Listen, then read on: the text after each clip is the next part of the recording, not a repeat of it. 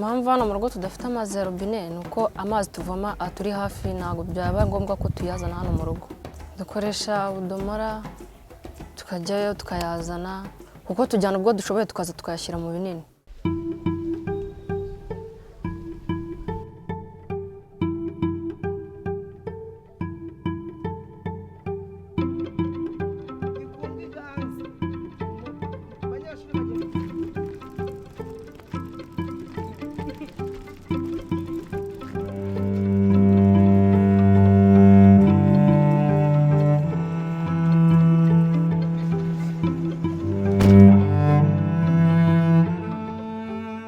Ibyabaye muri aka gace nuko nyine twaburiyemo inshuti yacu. Nibyo bibabaje byabereye. Twaje kuvoma nyine dushoje kuvoma nyine tugerageza kogaho nyine birangira aguyemo. Nyine kubera ko tutari tuzi koga twagerageje guhamagara nyine abantu ngo baze bamukuremo nyine babasha gutinda nyine birangira aburiyemo ubuzima. Nyine byaratubabaje cyane tuhakura isomo yuko tutakongera gusubiramo ariko nta mahitamo nyine dufite kubera ko ariyo mazi tugira yonyine tuza kuvoma. Turasaba leta cyangwa se n'abandi baterankunga nyine ko badufasha bakaduha amazi meza kugira ngo tubashe kureka kuvoma aya mazi mabi.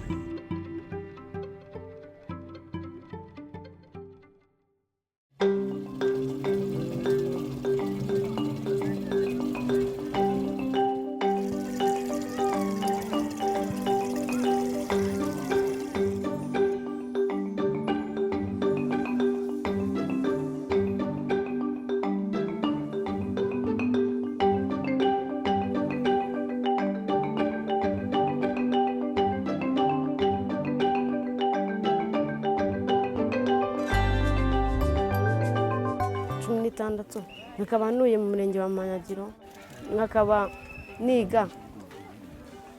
Iyo mvuye kwiga ndaza nkakavomesha. Ukuntu nyine mbere ukuntu hatari hagerwaho iki gikorwa cyo kuvomesha aha, amazi twajyaga kuyakura baradiha ipfiri.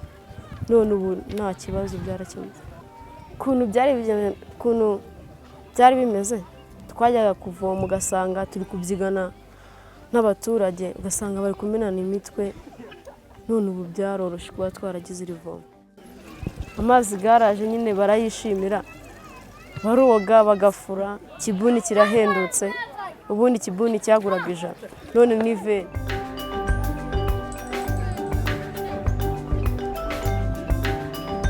Naba nkuye aha ngaha nagenda nubwo iwacu tuyafite ariko bikaba byiza ko buri muntu ayo nasanze aha ngaha twego ko buri muntu yaba yafite hafi ye n'imetero 5.